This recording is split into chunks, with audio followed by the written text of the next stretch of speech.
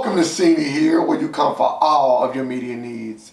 My name is Ray. It's your boy Nikki Tay. And today, we are reviewing Good Boys. Directed by Gene Stupnitsky, starring Jacob Tremblay, Keith Williams, and Brady Noon as the Good Boys. No. The Beanbag Boys. The Beanbag Boys. There you go. So this film focuses on three boys who are in the 6th grade, and of course there is a party that they have to get to, and along the way there are some antics that may or may not prevent them from going to that party. It is very similar idea to a movie you might have heard of called Superbad, which was actually produced by Seth Rogen and Evan Goldberg, just like this film, right? Like this is their version of Superbad, but now for 6th graders. Or tweens. Yeah. And I got a lot to say.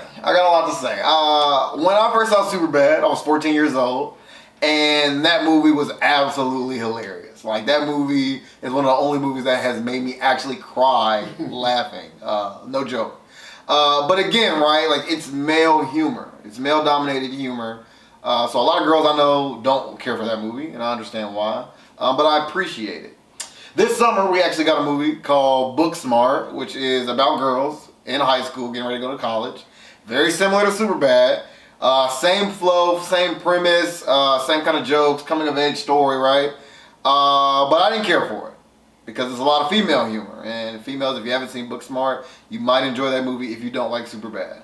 And now we get this. We get Good Boys with 6th graders, not even transitioning anywhere, but just now they have become 6th graders, and now they're trying to find their place. And I don't know. This movie, was it funny in moments? Yes. Is it super bad? No. Is it Pineapple Express? Is it The Neighbors? Is it any of these other movies, that these guys have produced? It's not even Sausage Party for me, which was hilarious until it got weird. This movie I don't know. It's in this space. It's kids telling crude jokes. Do I find that funny? Yes, sometimes. But like a whole movie? I don't know. I think I guess the best definition of this movie, right? I'm starting to see a pattern, right? Some movies just have certain things that just stand out word-wise. This movie is a tweener. It is in between a movie like Superbad and other bad teenage movies, right? And I think where this movie fails at, to me, is at the fact that they are tweeners, right? Like, it's hard for me to really find comedy when you're trying to make grown jokes but in like kids movies, right? Like, it's like Sausage Party in the sense of like food making these, adult jokes and humor, but they're actually kids, not food. So it loses that like satire dynamic that it would have with food versus the kids. So I would rather them take it in a different approach. It just kind of feels like Seth Rogen trying to recreate a movie like Superbad but with kids, and it just doesn't work. It's good because of the teenage aspect of Superbad. It just does not work with kids, right? And movies like American Pie and other movies all fall underneath the same umbrella, and it only works with adults. It's hard to get sexual humor with tweeners or teenagers or preteens, whatever you want to call it. It's just tough, and I think that's where this movie failed the most. Yeah, I mean, it creates like a discrepancy almost, right? Like where Superbad excels is that like, hey, I've been in this situation, or I can imagine this situation, right? Kids trying to buy alcohol or do something that they can't legally do, right? Like, I think most people will say they've been in that situation, dabbled, almost. I understand what they're feeling. The jokes are relevant, right? Now I've got 6th graders who curse. They know a decent amount, right? But they don't know a lot about sex. They don't know what sex toys are. They don't know what kissing is. And for me, in 6th grade, I thought I was fairly knowledgeable. Like, I wasn't the mastermind I am today, but I knew things. Like, I could finesse enough or work myself around a situation at that age where I wouldn't look awkward or, like, be noticeable, like, oh, he is clearly, in elementary school. And these kids, it creates this, on one hand, they're trying to be adults by cussing and doing all of these somewhat raunchy things. And on the other hand, you just see the ignorance of them. It's like, you don't even know how to kiss a girl. You didn't have the foresight to just actually Google how to kiss. And that's the difference between when we was kids and when they were kids. We didn't have all this accessibility, right? Like even in a movie like American Pie, they have to have the Holy Grail, the book, right, to actually show you, how things are done. Because we didn't have the power of the internet. And these kids, for them to be so technologically sound, they were kind of like more young-minded, I would say, than an actual 12-year-old that I would know, right? I think that they tried to dumb them down so that the jokes would land, right? And that made the jokes not land because we're looking like, are these kids really like this naive, right? Like I know they're kids, but to what level, Like, right? come on, 6th grade. And that has to be said. But like where Seth Rogen went and where Jonah Hill went in the same year is kind of crazy, right? We get a great movie like mid-90s. It wasn't this year. Was it last year or this year? Oh, last year. It might have been last year. We get a great movie like mid-90s, right, where we have kids around the same age, some even a little younger, right? And that movie worked, right? Because it felt so real. The jokes matched up. Even in these adult situations, these kids still acted accordingly. Great movie. But see, in this movie, Absolutely great movie. we get the complete opposite end of the spectrum. We get the overly dramatic, overly blown out, unrealistic scenarios in which these kids are going through where they just doing the most, right? And that's why I said, like, the same people that were even in this movie or produced a movie like Superbad went in two completely different directions. I think for me, if I had to give, some positive praise to this film, the occasional joke was funny. They did do things that made me chuckle, right? I mean, Seth Rogen is a funny guy, so those elements would be in the film, but the acting, mainly from Jacob, who played in movies like Room, which is a really good movie if you haven't seen it, and Wonder, which is also a really good movie if you haven't seen it. He definitely is a standout here. He is the leader of the group.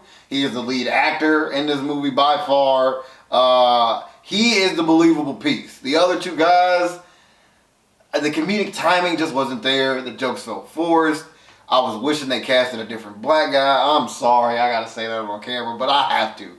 Because it just didn't feel natural. Like, I'm not feeling the chemistry. This isn't McLovin and Seth and like it isn't that. It isn't that. Like, I couldn't feel myself like this group actually working, But good job, Jacob. You definitely deserve a bit of praise. I can say that the storyline, yes, they didn't do anything new, of course, right? The same, like you said, it's literally just the same kind of story as something like Superbad. So nothing new, but from the plot standpoint, everything matched up, everything worked well. I can say it was well written. Some of the jokes did land, so I guess that is important, right? In a comedy movie, you want to laugh, and I found myself laughing some, okay? I found myself laughing some. It's not the blockbuster of the year or nothing like that. It's not a must-see, but I would even say kids might have liked this movie if it wasn't so rated R, right? I think if it might have been rated PG-13, I think they would have had a bigger audience with maybe taking your kids to go see it. I think kids would have found this movie hilarious versus adults. I really do. I think kids would have found this movie hilarious because of the naivete that was going on in this movie. I think some kids could relate.